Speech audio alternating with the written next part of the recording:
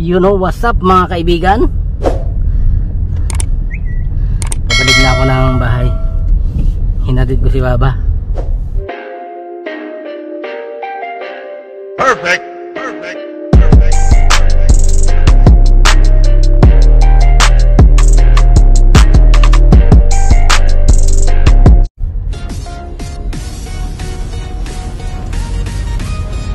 Dahil araw nga ng Lunes, pupunta kasi matanda dyan sa balad Lunes sa Kabibes, pupunta sa kanyang trabaho.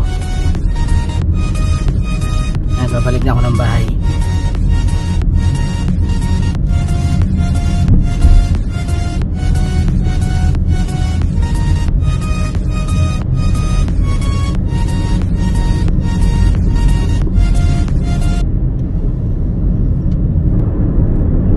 You know what's up? Traffic sa stoplight. Oh no!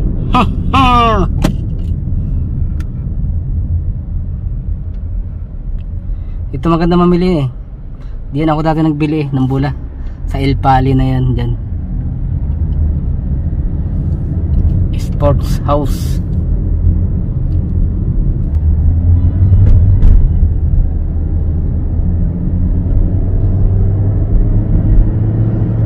Ayun, Adidas outlet. Ayun yung mga outlet mga kaibigan, no? Marami na mamimili dyan mga Pilipino sa mga outlet na yan.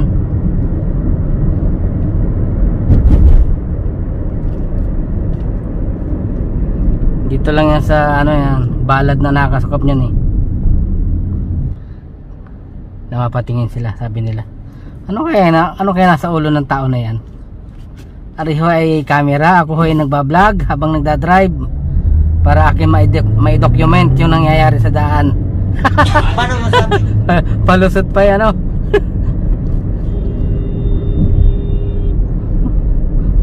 Busina na yung nasa likod eh. Bigla kasi napasok yung mga yan. Dito mga kaibigan, pag ikibaguhan pa lang dito, ikimakakabangga lagi. Hindi sila marunong magkantay eh. Sila ito mag-i-enter sa intersection. Dire-diretso pumasok. Ikaw itong nasa main road, di ikaw ito magbibigay. Baliktad Kaya dito laging may aksidente, laging may banggaan.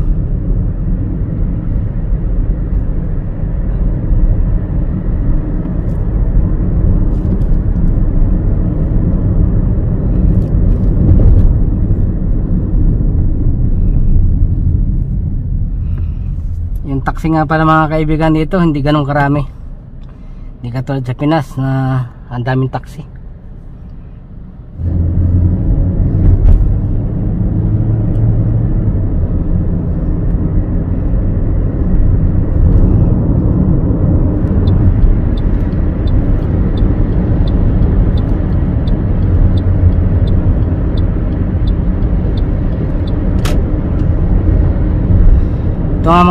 Ito nga pala mga kaibigan, Toyota. Ito ay 2015 model. Ang makina nito ay 1.6 4 valve.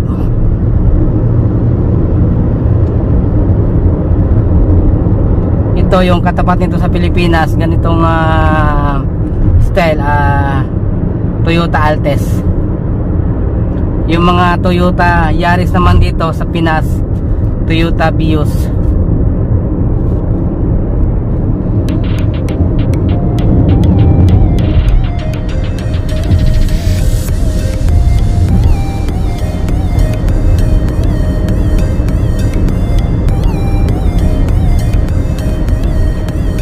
Ito ay automatic, kaya walang hirap i-drive. Pero alam nyo mga kaibigan, miss na miss ka na mag-drive ng manual. Inaantok ako pag sunod-sunod ang lakad ni na madam, ni na boss. Ako inaantok kasi yung kaliwang binti ko walang ginagawa.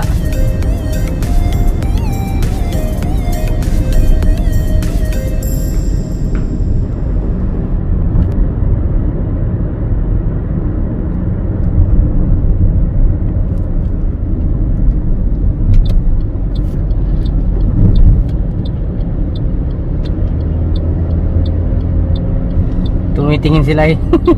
Sabi nila, bakit kaya ang taong yan eh may cellphone sa ulo? Kasalanan mo yan. Hayaan ninyo at arihoy ng T-trip lamang. Tama itong truck na ito. Kalasig gustong pumarinin sa kaliwa.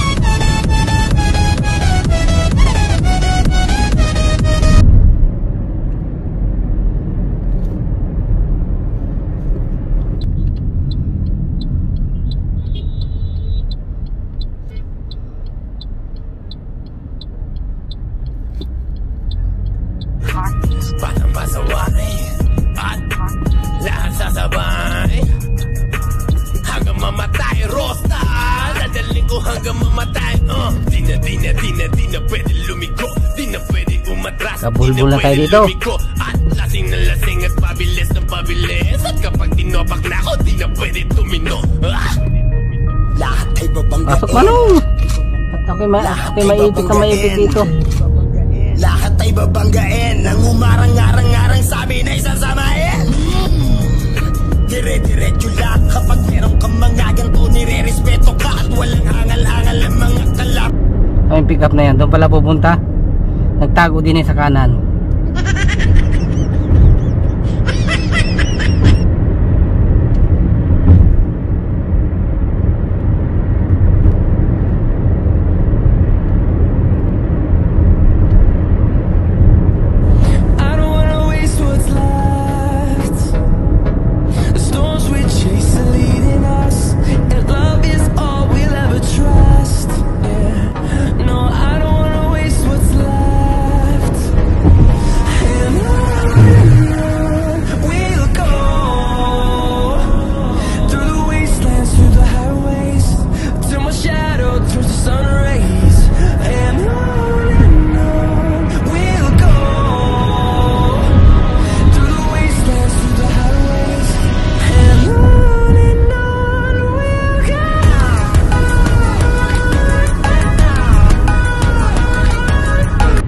Pag-ibig ko sa'yo, kulang ibibigay, pagkat ikaw lamang ang tangi kong mahal. Yuhu!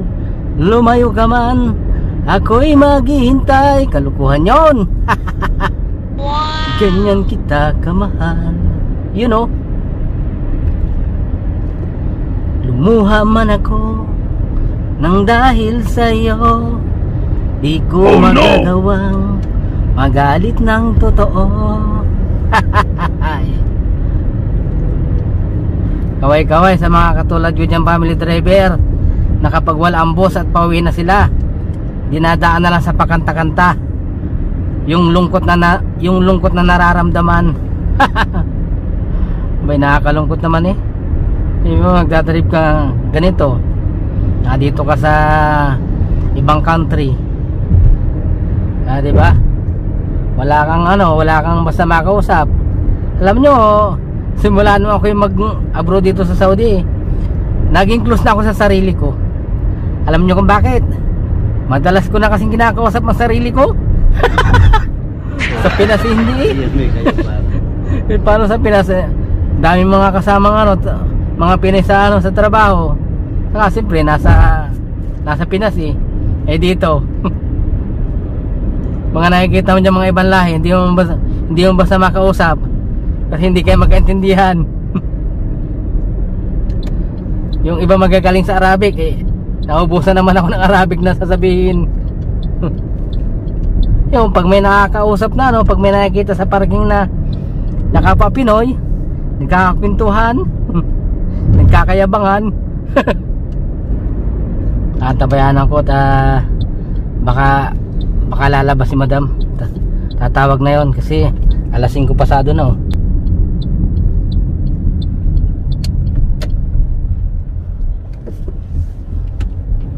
Gagarahin na ako sa aking parking.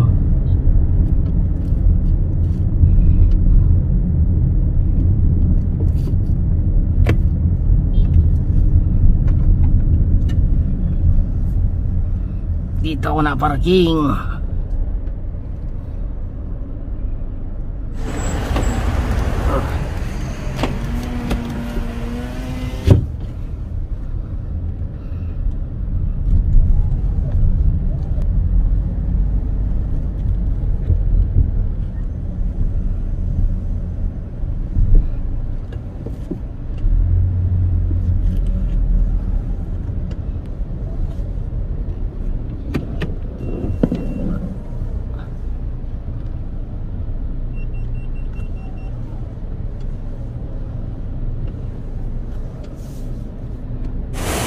Ay mga kaibigan, may naparking nga pala dito ang dalawang motor. Isang Honda ano ba yan? Honda 600 RR. Ayan ang big bike. Tapos isang Ducati. Ayan o, Ducati, diba? Laki ng makina ng Ducati na yan. Nakano siya, naka rim seat. Ito yung type na type ko. Gusto ko yung kulay Repsol.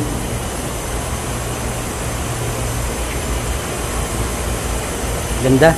Kailan kaya magkakaroon yan?